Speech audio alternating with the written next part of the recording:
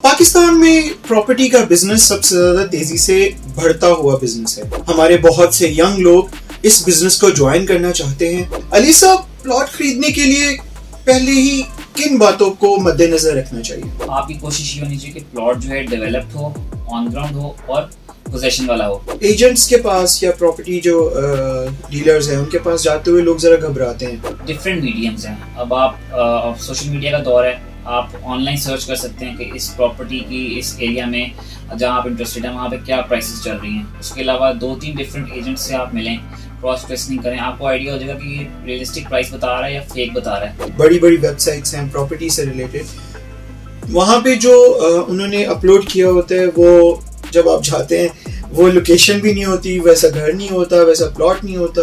ये बड़ी first practice है, गलत चीज़ है। इसको हम नहीं चाहते कि प्रमोट हो, लेकिन ये अनफॉर्चुनेटली हो रही है। इस पे खास तौर पे इस पे ज़मीन.com पे यही काम हो रहा है। अस्सलाम वालेकुम नाज़रीन, पाकिस्तान में प्रॉपर्टी का बिजनेस सबसे ज्यादा तेजी से बढ़ता हुआ बिजनेस है। कोई ऐसा बिजनेस नहीं है जो आपको इतने कम वक्त में इतना ज्यादा मुनाफा दे सके। हमारे बहुत से यंग लोग इस बिजनेस को ज्वाइन करना चाहते हैं। बहुत से लोग घर बेचना चाहते हैं, नया प्लॉट खरीदना चाहते हैं, लेकिन जब वो मार्केट में निकलते हैं तो उनको बहुत सी मुश्किलात का सामना करना पड़ता है। बहुत से ऐसे सवालात होते हैं जो उनके जहन में होते हैं, लेकिन उनके जवाब उनको काफी मुश्किल के बाद मिलते हैं। इन्हीं सारे इश्यूज को डिस्कस करने के लिए और इन सवालों के जवाब हासिल करने के लिए आज हमारे साथ मौजूद हैं MYK रियल एस्टेट के GM जनाब अली अमीन साहब। तो उनसे जानते हैं, अली साहब, प्लॉट खरीदने के लिए पहले ही किन बातों को मद्देनजर रखना चाहिए? सर देखिए, प्लॉट खरीदने के लिए सबसे पहले तो आपका एक स्पेसिफिक बजट होता है, ठीक है। उस बजट के अंदर रहते हुए फिर आपने कुछ एरियाज भी अपनी थोड़ा सा शॉर्टलिस्ट किए होते हैं कि हम किस सोसाइटी में जा रहे हैं, कहाँ पे लेना चाह रहे हैं। उस सोसाइटी में अपनी सर्च जब आप मिनिमाइज करते हैं, आप अपनी एक टारगेट को अचीव करने की तरफ जा रहे हैं, प्लॉट लेने की तरफ जा रहे हैं, तो आपने अपनी जो सर्च है उसको शॉर्टलिस्ट की है। स्पेसिफिक आप जेन में 2-3 सोसाइटी ला देंगे कि हमने इनमें देखना है प्लॉट। वहाँ पे जाएंगे जब आप, तो सबसे पहला जो पॉइंट है आपके जेन में वो प्लॉट के खास तौर पे, अगर आपने घर बनाने के लिए लेना है, इन्वेस्टमेंट पर्पज़ के लिए नहीं, स्पेसिफिकली घर बनाने के लिए, तो आपकी कोशिश ये होनी चाहिए कि प्लॉट जो है डेवलप्ड हो, ऑन ग्राउंड हो और पोजेशन वाला हो। अगर डेवलप हो रहा है, मतलब रोड्स बन रही हैं आपके सामने हैं, आप देख रहे हैं मशीनरी लगी हुई है, काम हो रहा है वहाँ पे, देन इट्स ओके। अगर 6 महीने बाद भी पोजीशन मिलता है लेकिन आप फिजिकली देख के आए हैं, वहाँ पे काम हो रहा है, किसी की आपने बात नहीं माननी, मतलब कोई आपको कह दे कि जी यहाँ मिल जाएगा 6 महीने पोजीशन, नो, आपने पर्सनली खुद देखना है।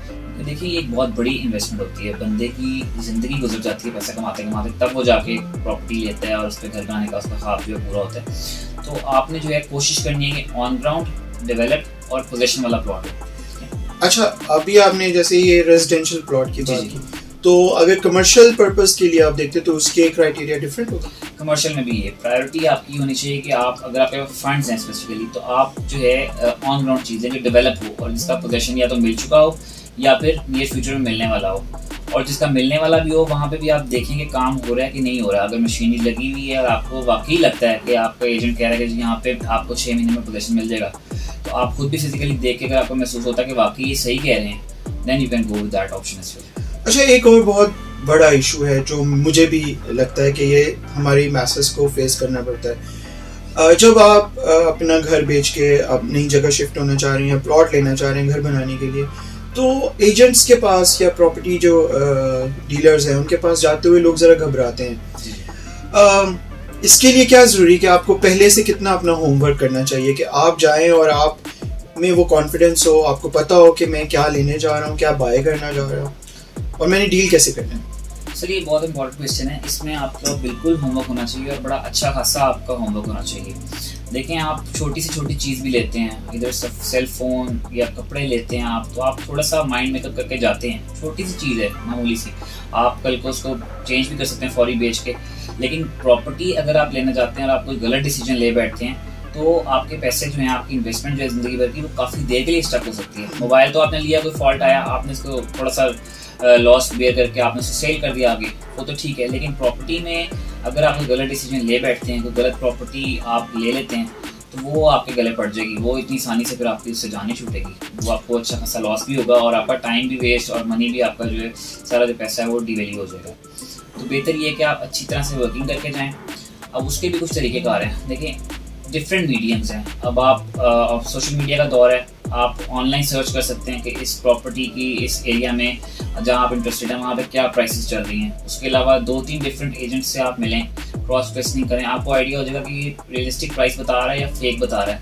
डिफरेंट आपने ये सारा आपने खुद होमवर्क करना है, करके जाएँ, अपनी तैयारी पूरी करके जाएँ, किसी पर ट्रस्ट ना करें। मैं आपको यही कहूँगा क्योंकि आजकल ट्रस्ट वाला दौर ही नहीं है। आप खुद सारा कुछ देखें, फिजिकली देखें, पर्सनली देखें खुद जाके, फिर जाके जो किसी कंक्लूजन की तरफ और डिसीजन की तरफ जाएं। अच्छा, इसके साथ ही एक सवाल मेरे जहन में आ रहा था कि फ़र्ज़ करें कि आप चले गए और एजेंट के पास आ गए, कोई भी बंदा आपके पास आ गए और अब वो साइट पे है, जैसे मैं हूँ, मतलब मुझे नहीं पता कि ये प्लॉट है, ये इसकी वैल्यू किस तरह से पता चलेगी कि कितनी है और ये फ्यूचर में मेरे लिए ये कितना फ़ायदेमंद होगा और इसकी लोकेशन मेरे लिए कितनी बेनिफिट होगी आगे जाके। अगर मैं इसको घर बना के मुझे कभी ज़रूरत पड़ती है, मैं सेल भी करना चाहूँ, तो ये हम प्लॉट देखते वक्त किन बातों का ख्याल रखें? प्लॉट देखते हुए देखिए आपको कुछ बातों का ख्याल रखना है, खासतौर पे अगर तो आप उसको घर बनाने के लिए ले रहे हैं या इन्वेस्टमेंट पर्पस के, दोनों सूरतों में आपको सबसे पहले तो प्लॉट की आप कोशिश करें उसकी डेप्थ नोट किया करें, कितनी गहराई है प्लॉट की। वो कैसे नोट करते हैं कि आप प्लॉट के अंदर उतरें, जहाँ प्लॉट जो एरिया होता है उसमें उतरें, वहाँ से आप रोड लेवल को कंपेयर करें कि रोड आपकी हाइट, जैसे आपकी 5-6 है हाइट या जो भी आपकी हाइट है, आप उससे कंपेयर करें आपको प्लॉट के अंदर सेंटर में खड़े होकर रोड कहाँ पे नज़र आ रही है, आपके चेस्ट के ऊपर आ रही है, बेली तक आ रही है, कहाँ पे आ रही है, वहाँ तक उतनी प्लॉट की डेप्थ होगी। पहले तो पॉइंट आप ये रहता है प्लॉट गहरा कम से कम हो, जितना ज़्यादा डीप प्लॉट होगा ड्यूरिंग कंस्ट्रक्शन आपको उतनी ज़्यादा कंस्ट्रक्शन कॉस्ट उसमें ऐड ऑन हो जाएगी, क्योंकि वो उसमें भर्ती डलेगी, गस्तू डलेगा सारा, तो वो सारी चीज़ें कॉस्ट में आपके इंक्लूड हो जाएंगी। अगर रोड लेवल का प्लॉट है, आप देख सकते हैं रोड और प्लॉट बिल्कुल बराबरी पे है, तो वो आपकी होनी चाहिए ऑप्शन, प्रायोरिटी के लिए अच्छी ऑप्शन है। पहली बात तो ये प्लॉट में आप ये देखें। दूसरा ये है कि पाकिस्तान में स्पेसिफिकली क्लाइमेट का बड़ा जो है वो इन्फ्लुएंस होता है प्रॉपर्टीज़ के ऊपर, क्योंकि यहाँ पे लोग इस चीज़ों को नहीं सोचते प्लॉट लेते हुए कि जी ये वेस्ट ओपन है, ईस्ट ओपन है, साउथ ओपन है या नॉर्थ ओपन है। अब पर्सनली आपको ये बातें कोई नहीं बताएगा, मैं आपको बता रहा हूँ कि जो नॉर्थ ओपन घर होते हैं या वेस्ट ओपन होते हैं, जिस तरह पाकिस्तान का क्लाइमेट है, जो यहाँ वेदर कंडीशंस हैं, गर्मी आपको पता 8 महीने तकरीबन गर्मी रहती है, तो जो वेस्ट ओपन होते हैं ना घर, उसमें सारा दिन आपके घर पे धूप पड़ती रहेगी, आपका घर गर्म रहेगा। गर्मियों में आपके लिए ना वो एक बहुत मुश्किल टाइम होगा वहाँ पे गुजारना। सूरज आपको पता है जब गुजरता है, जैसे सारा दिन जो है वेस्ट ओपन घर आपका गर्म रहेगा। जो नॉर्थ ओपन घर है उसमें तो धूप आती नहीं है, वो सर्दियों में इस कदर ठंडा होता है घर के, वहाँ पे रहना मुश्किल बहुत है, उसमें बिल्कुल धूप नहीं आएगी, उसका फेस ही नॉर्थ की तरफ है, ना सूरज ने ईस्ट से निकलना है, वेस्ट में गुरूब।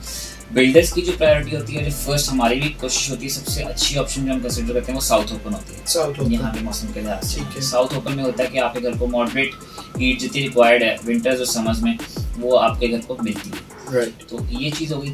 सेकेंडली उसकी जो प्राइस है वो आप सराउंडिंग में चेक कर सकते हैं कि इसके आसपास कोई प्लॉट बिका है, किसी से पूछ सकते हैं कितने का बिका है, ताकि आपको पता लगे कि प्राइसेस ठीक बता रहे हैं कि गलत बता रहे हैं आपके प्राइसेस। ये 3-4 चीज़ें आपने डेफिनेटली नोट करनी है। फिर एक और बात कि कुछ प्लॉट्स के सामने जनरेटर आ रहा होता है, ट्रांसफार्मर लगा होता है, पोल्स आ रहे होते हैं गेट के सामने, इस तरह के प्लॉट्स को भी अवॉइड करना चाहिए, क्योंकि ये बाद में at the time of resale ये मुश्किल होती चीज़ें बेचना, ये मुश्किल होती। अच्छा, प्राइस की आप बात कर रहे हैं तो जाहिर है जो प्रॉपर्टी एजेंट या डीलर आपको प्राइस बताता है वो ओरिजिनल प्राइस नहीं होती, तो ओरिजिनल प्राइस का कैसे पता चलता है कि वो आप कैसे मालूम करेंगे कि इस प्लॉट की जो वर्थ है या प्राइस है वो रियल क्या है, जो मालिक जब बेचना चाहे, क्या आप डायरेक्ट हो जाएं उससे जाके? कोशिश तो ये होती है, देखें एजेंट्स की भी होती है, अगर दोनों एंड्स डायरेक्ट होते हैं, लाइक लेट्स सपोज आप मेरे पास प्लॉट लेने आए हैं, ठीक है, आप बायर हैं, ठीक है, आपने प्लॉट खरीदना है, अगर मेरे पास सेलर होगा मौजूद डायरेक्ट, तो मेरी कोशिश होगी कि जी आपकी ऑफर्स को कन्वे करूं, जो थोड़ा बहुत डिफरेंस है मैं आपको सेटिंग करवा दूंगा कि आप दोनों आमने सामने बैठ जाएं। आपका डिफरेंस ये आप 95 की ऑफर दे रहे हैं, वो 1 करोड़ फाइनल कह रहे हैं, जो 5 लाख का डिफरेंस है वो बैठ के म्यूचुअल अंडरस्टैंडिंग से सॉर्ट आउट कर लें। तो थोड़ा सा ये होता है कि थोड़ा वो नेगोशिएशन में नीचे आते हैं, थोड़ा आप पुश करते हैं ऑफर के ऊपर, तो हम मिडिल में कहीं पे डील को क्लोज कर पाते हैं। लेकिन ज़्यादातर क्या होता है, ये बड़ा रेयर केस है, ये आप कह लेंगे 100 में 1 टाइम ही होता है कि हमारे पास दोनों पार्टीज जो हैं, दोनों एंड्स डायरेक्ट होते हैं, बायर और सेलर दोनों डायरेक्ट। यूजुअली क्या होता है, हमारे पास एक एंड होता है, या बायर होता है हमारे पास डायरेक्ट लेने वाला, या सेलर होता है। हमें क्या करना पड़ता है, उनके लिए मार्केट से दूसरा एंड मार्केट से हमें करना पड़ता है अरेंज करके, क्योंकि अगर आपने खरीदना है, हमारे पास डायरेक्ट आपकी मर्जी के मुताबिक चीज़ नहीं है, तो हमें मार्केट से डेफिनेटली अपने जो दूसरे एजेंट्स हैं, दोस्त हैं, उनसे कोई चीज़ पूछ के कि भाई यहाँ पे इस एरिया में आपके पास कोई अवेलेबिलिटी है, वो कहेंगे है, तो हमें वो फिर आपको देनी पड़ती है। उस केस में थोड़ी सी कॉम्प्लिकेशंस कई दफ़ा आती हैं, क्योंकि वो प्राइस कुछ बताता है, सेलर तक एक्चुअल ऑफर कन्वे नहीं होती, कुछ मार्जिन्स के भी इशूज़ आते हैं। तो उन चीज़ों को बचने के लिए कोशिश तो ये होती है कि एक मीटिंग हो जाए, अगर तो कोशिश किया करें कि अगर आपके जो भी ले रहे हैं उनसे पूछेंगे कि मेरे सेलर से मीटिंग पॉसिबल है। अगर तो सेलर से मीटिंग पॉसिबल है देन इट्स ओके, क्योंकि सेलर के सामने जो बात होगी बायर आमने सामने होगी, कोई हिडन चीज़ नहीं होगी इसमें। सेकेंडली जो प्राइस का है वो आपने खुद थोड़ा सा कैलकुलेट करना है, क्योंकि आपकी बात बिल्कुल ठीक है, कोई भी सही प्राइस नहीं जाता। डेफिनेटली बात है कि हर बंदे की कोशिश होती है कि मैं अच्छे से अच्छी प्राइस पे बेचूं, और जो बायर होता है उसकी कोशिश होती है मैं कम से कम प्राइस में खरीदूं। ये नेचुरल सा एक फिनोमेना है। इस पे तो इसमें यही है कि आपने जो है प्राइस चेक करने के लिए डिफरेंट ऑप्शन है, सोशल मीडिया से चेक करें कि इस एरिया में क्या है, 2-3 रैंडम एजेंट्स को कॉल करें। अगर आप खरीद रहे हैं, आप सेलर बन के कॉल करें कि मैं यहाँ पे एक प्लॉट सेल करना चाहता हूँ, कितने का बिकेगा, वो आपको बता देगा, आपको एक आइडिया हो जाएगा कि जी यहाँ पे ये वर्थ है। फिर उसके अकॉर्डिंगली आप उसको अपनी ऑफर कन्वे करें, आपको पता लगेगा कि मार्केट रियलिस्टिक प्राइस ये है। थोड़ा सा सर्वे करना पड़ता है इसके लिए, अगर आपको करना पड़ेगा, सेलर बन के जाएँ, बायर हैं तो सेलर बने, सेलर हैं तो बायर बन के देखें कि यहाँ पे कितने का मिलता है, ताकि आपको फैक्ट सामने आए आपके। अच्छा, सोशल मीडिया की बात करें, अब तो बहुत सारी वेबसाइट्स बन गई हैं और वहाँ पे बहुत आपको इन्फॉर्मेशन मिलती है, लेकिन बहुत से लोग इस बारे में शिकायत भी करते हैं कि जो बड़ी बड़ी वेबसाइट्स हैं प्रॉपर्टी से रिलेटेड, वहाँ पे जो उन्होंने अपलोड किया होता है, वो जब आप जाते हैं वो लोकेशन भी नहीं होती, वैसा घर नहीं होता, वैसा प्लॉट नहीं होता, और आपको बहुत ज़्यादा फॉल्स इंफॉर्मेशन मिलती है। इसके लिए आप कैसे इस चीज़ को टैकल करें?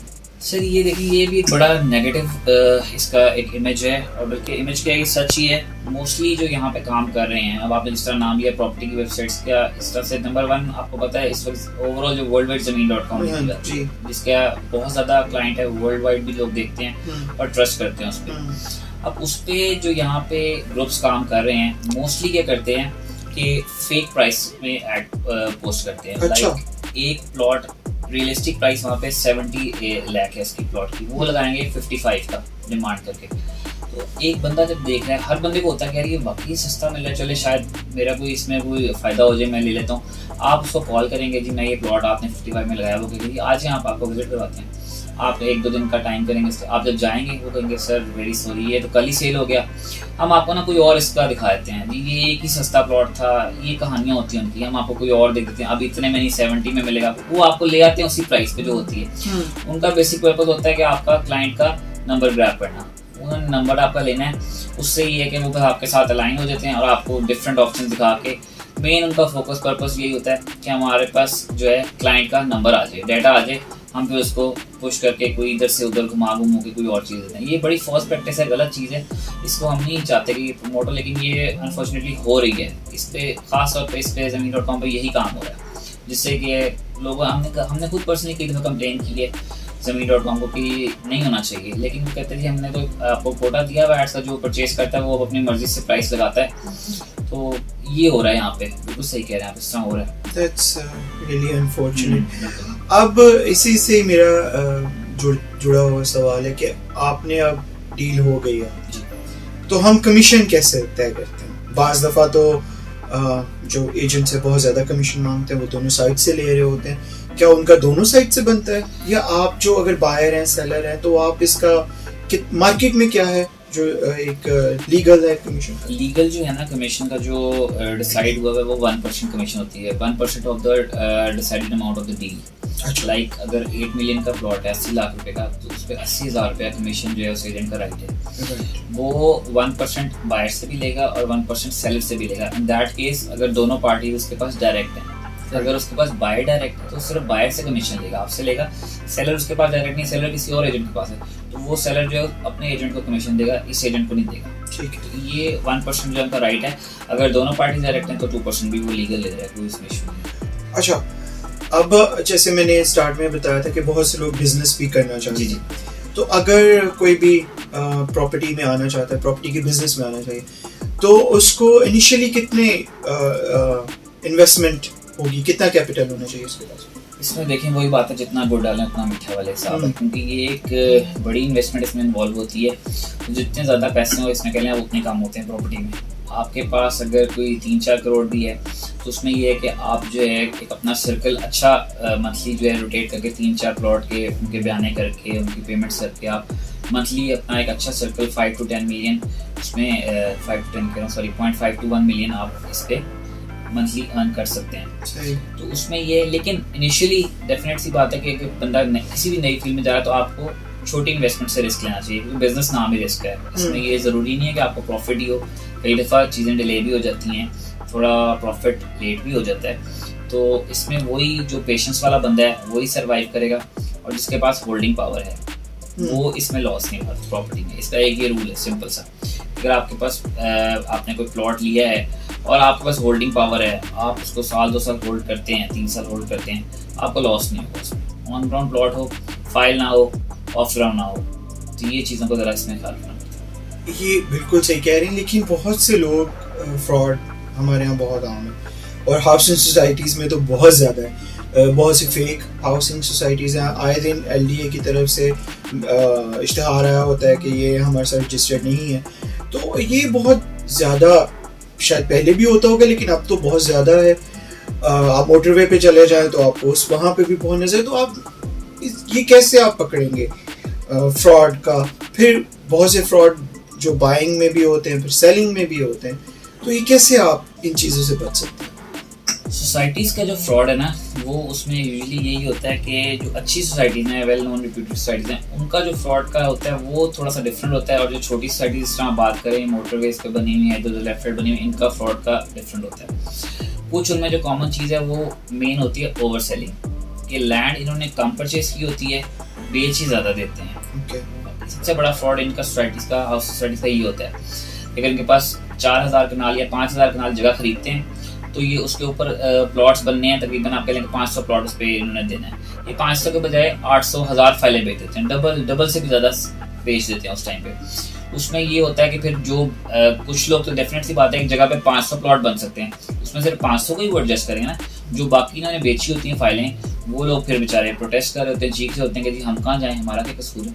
उनका कसूर कुछ भी नहीं होता, कसूर सारा ये हाउसिंग सोसाइटीज़ का होता है कि जो ओवर सेलिंग करते हैं। तो ओवर सेलिंग नहीं होनी चाहिए, और इसका बेहतरीन हल यही होता है कि आप जब भी कोई नई डील लें तो सोसाइटीज़ को चाहिए कि विद मैप दें, मैप पे नंबर्स लगे होंगे, जितने नंबर्स होंगे उतनी ही फाइल्स बिकेंगे, चाहे फाइल है, ज़्यादा ना बेचें, ओवर सेलिंग ना करें। तो ये ओवर सेलिंग करके अपनी रिप्यूट भी ख़राब करते हैं, कस्टमर्स को भी ख़राब करते हैं, क्योंकि बहुत बड़ा जो है ना लम्हा फिक्री है इस वक्त की, ये इसमें सोसाइटीज़ जो है इस तरह के कामों में इन्वॉल्व है। तो इन्वेस्टर क्या करे? उसको चाहिए कि वो LDA के ऑफिस जाए, वहाँ से इंफॉर्मेशन ले, या किस तरह से वो पता करे कि अच्छा ये रजिस्टर्ड है उस वहाँ की अथॉरिटी के साथ, और इसका बैकग्राउंड क्या है, वो कैसे चेक करेगा? सोसाइटी LDA से अप्रूवल का जो है ना काफ़ी लंबा प्रोसीजर होता है। कोई भी सोसाइटी है उसके कंप्लीट आप उसका थोड़ा सा सर्वे करें। लेट्स सपोज हम बैरिया टाउन की बात करते हैं। बैरिया टाउन में A से लेके F तक सेक्टर्स हैं, जिसमें से A, B, C, D approve हुए थे काफ़ी देर से। अब E और F ये तकरीबन 2013 से 2011 से लॉन्च हुए हैं दोनों सेक्टर्स, और ये अभी रिसेंटली 2022 में जाके अप्रूव हुए हैं।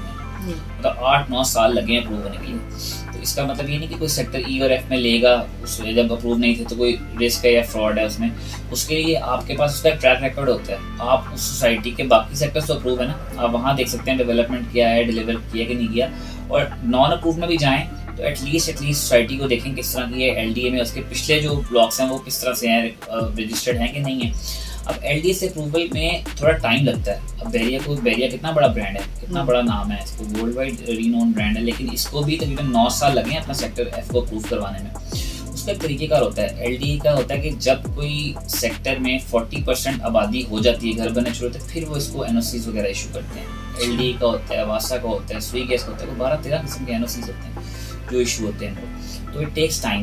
तो आपका बेहतर ये है कि आप अगर तो पैसे हैं तो LDA अप्रूव एरिया में लें, अगर नहीं है नॉन अप्रूव में भी जाना चाहते हैं तो उसके बाकी सेक्टर्स देखें जो पहले अप्रूव हुए हुए हैं, वहाँ उन्होंने डिलीवर किया है, क्या रिपोर्ट है, किस तरह की है। किसी भी नई सोसाइटी में जाएँ तो वहाँ पे पहले सारा सर्वे करें, उसका पास्ट रिकॉर्ड देखें, आपके पास्ट में वो किस तरह का है। अक्सर लोग इंस्टॉलमेंट्स वाली सोसाइटी में कि इंस्टॉलमेंट पे है, सस्ती है, यहाँ ले लेते हैं, उसको सर्वे नहीं करते किस तरह की है। उसके बाकी फेजेस देखें, बाकी सेक्टर्स देखें, अगर उन्होंने पीछे अच्छा डिलीवर किया फिर ठीक है, आप फिर लें, उसमें इन्वेस्टमेंट करें, आप इंस्टॉलमेंट पे ले लें, कोई हर्ज नहीं है। सो बेसिकली इस सारी जो हमारी डिस्कशन हुई है इसका लुब्बे लुबाब ये है कि अगर आप खुद प्लॉट लेना चाह रहे हैं, घर खरीदना चाह रहे हैं, तो किसी और के ऊपर एतबार करने से पहले आपको खुद मेहनत करनी पड़ेगी, आपको खुद सर्वे करना पड़ेगा, आपको खुद रिसर्च करनी पड़ेगी और आपको खुद जाके सारी इन्फॉर्मेशन इकट्ठी करनी पड़ेगी। प्रॉपर्टी के सिलसिले का ये हमारा आज पहला प्रोग्राम था और इसके बाद हम नेक्स्ट भी एक और अहम टॉपिक के ऊपर जल्दी आपके सामने हाजिर होंगे। आपकी क्या राय है और अगर आप प्रॉपर्टी के रिलेटेड कोई भी क्वेश्चन हमसे पूछना चाहते हैं तो आप कमेंट्स में ज़रूर बताइएगा, वो हम नेक्स्ट टाइम ज़रूर शामिल करेंगे। अब तक के लिए इतना ही। अल्लाह हाफ़िज़।